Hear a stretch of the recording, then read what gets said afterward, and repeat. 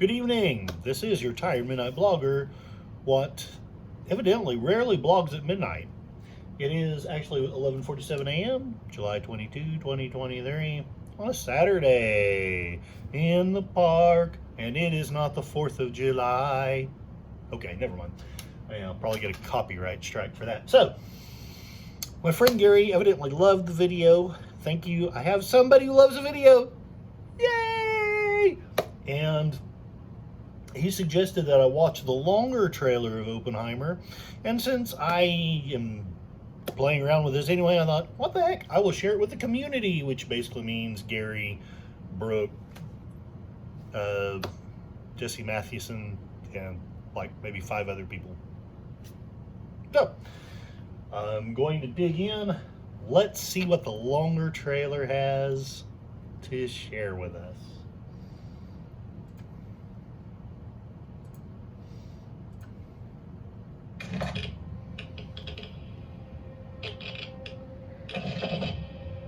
This is a national emergency. Detonator charge.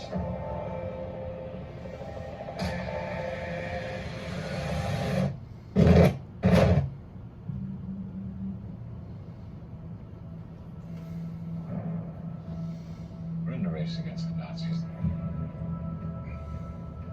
And I know what it means. So one of the interesting things that I've learned since watching the first trailer, I watched a film called Why Oppenheimer Deserves His Own Film, and it is fascinating. If I'm smart enough, I'll leave a link below so you can watch it as well. But from that video, I learned that Oppenheimer's work was largely based off of Heisenberg. Now, I can hear a lot of my friends now, no geeky stuff about physics, please. But here's the deal. Here's what's fascinating about that. Oppenheimer's the leader here in the United States. Heisenberg's the leader in Berlin. In other words, the guy who really knew this stuff, that's who Berlin had running their project. Frankly, they were ahead of us. And that's frightening. And very few people, there were probably no more than a dozen, maybe 2 dozen people who really had any clue how frightening and how terrible this thing was. Heisenberg was one of them, and who can say if he had maybe had better motivation, maybe if there had been so many scientists flee Germany because they were afraid. It's very possible they could have gotten the bomb first. They could have won the war. We could be part of the Reich. We could be speaking German. Okay, so whatever. But it's a distinct possibility, and it's frightening, and he knew this.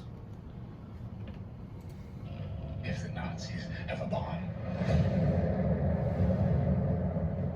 I have a 12-month head start. 18. Okay, and they're discussing it right there. I haven't watched this video yet, so bear with me, but he's discussing with his right-hand people. This is also going to be starring Matt Damon, Robert Downey Jr., and the part of Oppenheimer is performed by Cillian Murphy of Peaky Blinders fame. That's right. Thomas Shelby is gonna free the world and make it safe for democracy. That's what Selby's can do for you. How could you possibly know that? We've got one hope. All America's industrial might and scientific innovation connected here. Secret laboratory. Keep everyone there until it's done. Let's go recruit some scientists. Build a town, build a... So one of the things I wanted to bring up here is that he didn't always look to people to be a promising leader. He was actually doing very poorly at Cambridge. and was doing so poorly, he got so desperate and upset with his tutor, whose name was Patrick Blackett, that he tried to poison him. He literally left him a poisoned apple, just like the Wicked Witch in Snow White.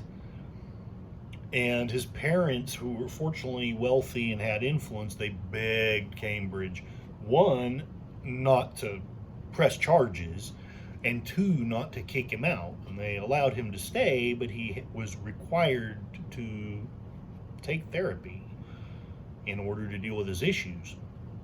Later, he transferred to Germany, where he studied under professors that taught him the principles that Heisenberg was discovering, and became friends with Heisenberg. And, well, the rest is literal history. Fast. If we don't let scientists bring their families, we'll never get the best. Why would we go to the middle of nowhere for who knows how long? Why? Why? How about because this is the most important thing to ever happen in the history of the world? You're the great improviser, but this, you can't do it. There were also many issues with whether or not he was the right person to head this project. He was very much a theoretician. There was a lot of criticism when he was picked as the head of the project that they needed somebody more practical. Evidently, he knew, or it was alleged, that he knew nothing or next to nothing about the equipment and the actual structure of the thing. But then on the other hand, he was also a master engineer. The man never obtained, not even from this, think about that, he never obtained a Nobel Prize. Several of his students got them, but he never got it. Furthermore, other objections to his leadership was that he had no prior administrative experience. So that's basically, heck, I have administrative experience. Think about that. This guy didn't even have the experience I have, and he was handed a project. Now, the thing is, he had the knowledge and he had the capacity to lead people, and that was borne out. Another concern was that his wife, Catherine, was a literal, as they used to say, card-carrying member of the Communist Party. Now, of course, we were allies with Russia at the time, but still, this was very concerning, because the Red Scare was not very far in the past, and in not even a decade we were going to have McCarthyism. Communism was still a big bogey. And here's a man with a communist wife with possible communist leanings. This was controversial to the people who knew about it. Obviously, very few people even knew about this project. In your head. Are we saying there's a chance that when we push that button, we destroy the world? Chances are near zero. Near zero. What do you want from theory alone? Zero would be nice.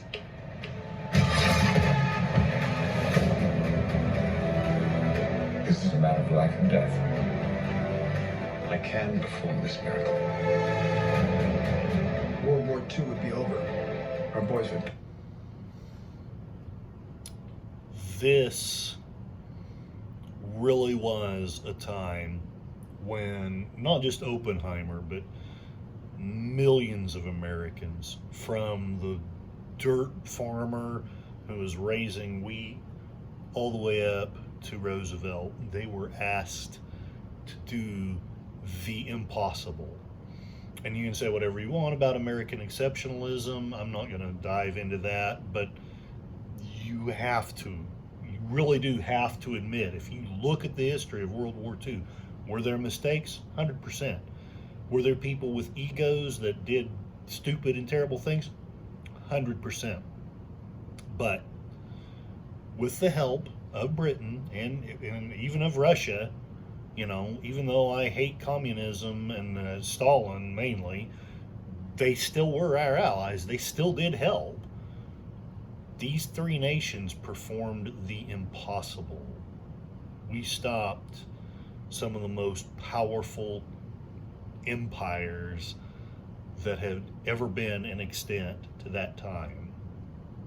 And one of the biggest things, possibly the biggest, the thing that ended the war, was the atomic bomb.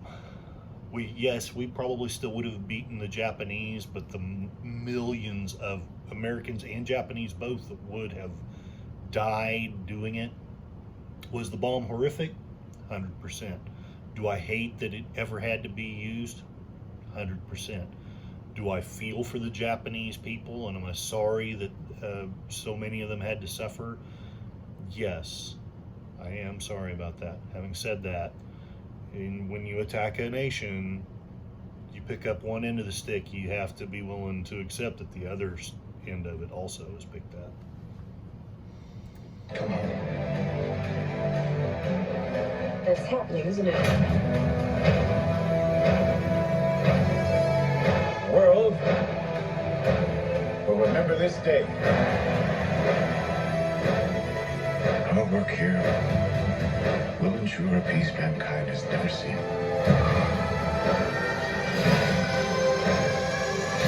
Until somebody builds a bigger bomb.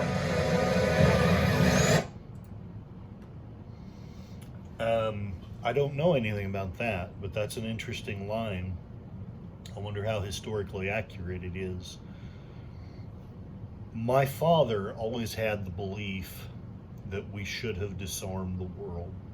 I know that's very controversial, and I'm not saying it's my belief. I don't have enough facts to back that up.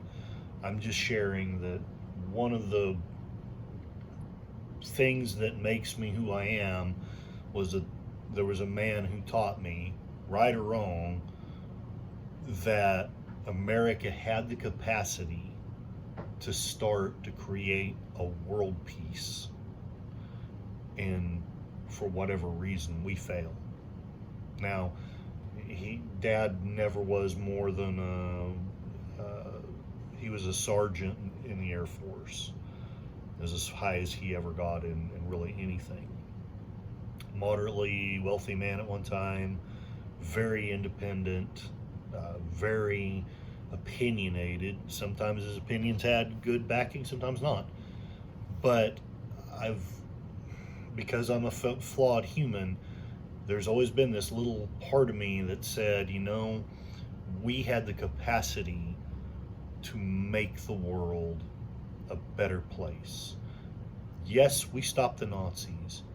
Yes, we stopped the hegemony that Japan was growing. But is it possible that we could have had world peace? Is it possible we could have ended world hunger? Is it possible that really could have been the war that ended all wars? Well, I don't know. I really don't. It probably is unlikely now that I know a little more about history, now that I know a little more about the failings of humanity. But I always had that thought in my mind. What if we had really taken true leadership instead of the faux leadership of the police actions that has been the last 70 years, and truly brought the promise of America to the world? We'll never know now, but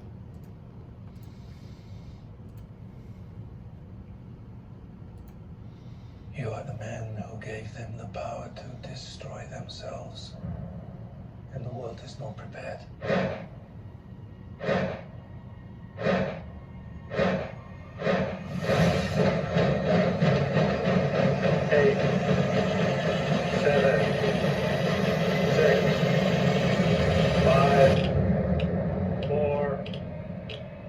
Truman needs to know what's next. 2, What's next? 1.